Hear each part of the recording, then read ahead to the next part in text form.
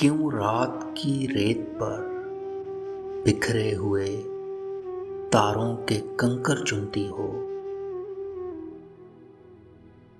क्यों सन्नाटे की सलवट में लिपटी आवाजें सुनती हो? क्यों अपनी प्यासी पलकों की झालर में ख्वाब रोती हो? क्या रोती हो? अब कौन तुम्हारी आंखों में सदियों की नींद उड़ेलेगा?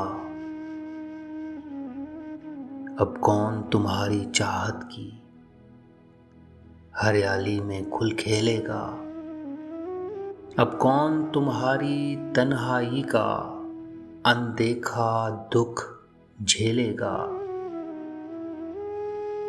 अब ऐसा है, ये रात मुसल्लत है जब तक, ये शम्में जब तक जलती हैं, ये जख्म जहाँ तक चुभते हैं, ये सांसें जब तक चलती हैं, तुम अपनी सोच के जंगल में राह भटको और फिर खो जाओ।